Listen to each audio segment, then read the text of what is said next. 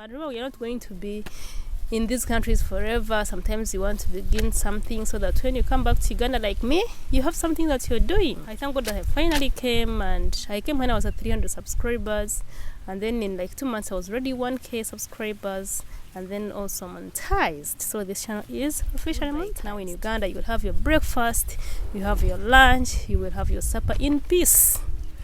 Yeah, and you have that time to enjoy that meal and look good. Being a YouTuber in Qatar for me was almost impossible, and I was seeing like my dream dying when I'm just working. I was working for, it was all about them, self-centered people, because they would tell us how they brought us from Africa, how they brought us in a good accommodation which has tiles, nice beds, fridge, nice windows, AC. Yeah, in Africa we are suffering. Yeah, that's the kind of company I was working for. Let me sip for that reason. By the time you tell somebody how you're providing a nice bed, even I will attach their bed on this video. Hello, how are you everybody? Welcome to this channel, and thank you so much for clicking on this video. I'm back with another video. I intentionally sat here to show you this. What's this? You know this? Cactus? Is it called cactus? Yeah. It's not aloe vera. It looks like aloe vera, but it doesn't even look like aloe vera. It cures so many. Who knows this? Comment down below. Do you know this plant? It is very useful. It's a medicinal plant. You boil it in water and take that water. Don't ask me what it cures, but it cures so many diseases. If you have any disease, just take. Thank you so much for clicking on this video, and please don't forget to subscribe to my YouTube channel. Please subscribe and turn on that bell and give me a thumbs up on this video. So guys, today I want to tell you about being a Ugandan YouTuber in Qatar. You know, I started this YouTube channel while I was in Qatar, and I made some videos about my experiences in Qatar. Actually, it was this channel is about my memories, and I used to record my memories in Qatar. I will show you something on this, yeah, so that you see my memories.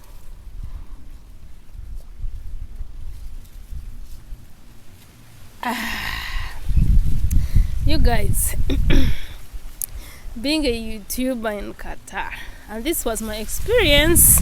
I know if you're in Qatar you may have your own experience, but this was my experience about being a YouTuber in Qatar. While I was in Qatar, I was not even consistent. I was not as consistent as I was. Not as consistent as I was when I came to Uganda. Is that the right English?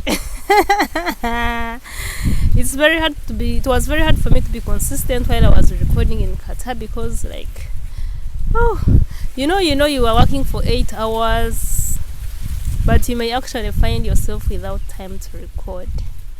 Because sometimes you are working, now like for my case, you work 8 hours, you wait for the driver 3 hours. If you finish your work at 2, you reach accommodation at 6, because you have to wait around picking different stuffs from different locations. By the time you reach accommodation, it's like 6. Then you have to cook and eat, and then catch up with the notifications of your people who are supporting you, and then you have to wake up. If you have to sleep and get enough sleep, and then wake up like at 3, so that you leave accommodation at 4 and then begin work at 5. So you find yourself, you're exhausted, you don't have energy to record, because first of all, if you're not getting time to cook, where are you going to get time for your YouTube channel? So you find that you have a YouTube channel, but you're not recording because the environment is not favorable for you. And remember, you're not going to be in these countries forever. Sometimes you want to begin something so that when you come back to Uganda like me, you have something that you're doing. So I thank God that I finally came, and I came when I was at 300 subscribers, and then in like 2 months I was already 1k subscribers, and then also monetized. So this channel is officially monetized. So while in Qatar, I didn't have time to record, I didn't have energy to record, because first of all, you're working so hard, you're not finding time to eat, even you're not eating good food. Like now in Uganda, you will have your breakfast, you have your lunch, you will have your supper in peace. Yeah, and you have that time to enjoy that meal and look good. So you always have the energy to what? To record. You always have, like, you see, like those sugar canes behind, like you can just pick. You're not going to be buying that sugar cane. You can just have this water. You're not going to buy this water. Like in Qatar, everything was for buying. The money is not enough, and you want to save.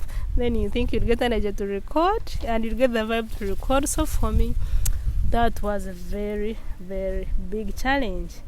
No time, no energy. Because how you spend, and it is too hot the weather. By the time you reach accommodation, you just want to put your head down.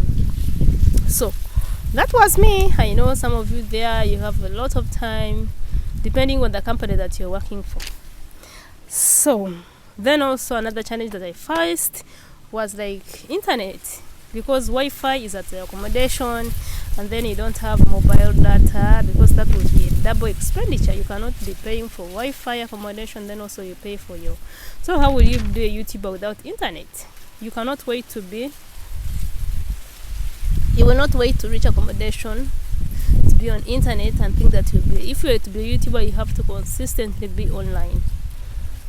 Consistently be online, catching up with the people, support for support, sub for sub.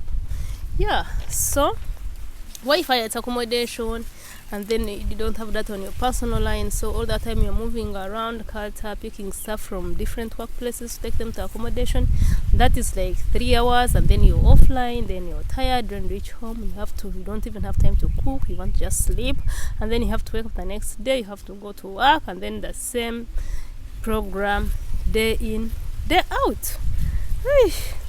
So you will find you have internet, but by the time even you reach on that internet, maybe you also want to talk to your people.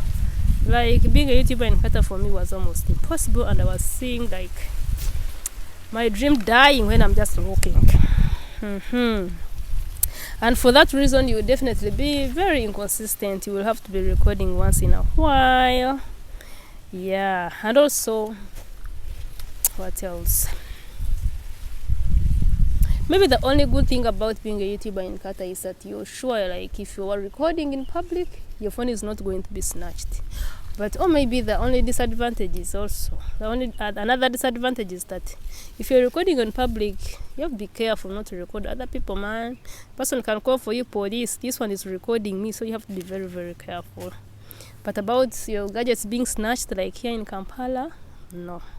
Nobody is going to snatch your recording gadgets. So being a YouTuber, I didn't make it as a YouTuber in Qatar because the environment would not allow that I record, the time, internet. So always it was work, accommodation, work, moving around Qatar, picking different stuff, just work. Like you'd find like 12 hours it's around work, the company work, but not your work as a YouTuber. So guys, being a YouTuber for me was impossible. But there are other YouTubers there in Qatar who have time, who may have the Wi-Fi, who may have the mobile data. I'm not saying that it is impossible to be a YouTuber in Qatar. It's very possible. Even I see them on internet bringing guests. So I think it depends on the company that you're working for. But for me, the company that I was working for, it was all about them, self-centered people. Because they would tell us how they brought us from Africa, how they brought us in a good accommodation, which has tiles, nice beds, fridge, nice windows, AC. Yeah, in Africa we are suffering. Yeah, that's the kind of company I was working for. Let me sip for that reason.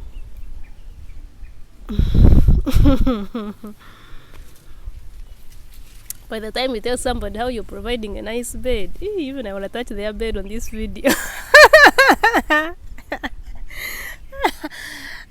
That company. By the way, eventually after I didn't finish my contract. Yeah, I had signed for 2 years, and then I only worked for 1 and 4 months. And for the people that joined with me, now those that want to leave after 2 years, they are telling them that it's actually not 2 years, it's 3 years. Economy. You finish your contract of 2 years, and then they begin saying that it's actually not 2 years, it's 3 years. There's no way I would have stayed there. Thank God I left earlier. Yeah, I'm now creating content, monetized, 1K subscribers. yeah, that's it. Being a YouTuber in Uganda, that's about being, yeah, those were the disadvantages of being, the challenges that I faced as a YouTuber in Qatar as me. And I'm talking for myself. Maybe other people may be having different experiences, but that was my experience. Thank you so much for watching. Let's enjoy the sugar canes, guys. Thank you so much. Bye bye. I hope you enjoyed this video. If you're in Qatar, you can squeeze time and record. I used to record sometimes with my workmates, but sometimes I wouldn't be having time. They would also be rushing to go back home. Yeah, but I made some videos about some of my workmates and the people that I was staying with the accommodation. I have my videos about Qatar, videos that I recorded while I was in Qatar. You can watch them, they're on this channel. Thank you so much for watching, and bye bye.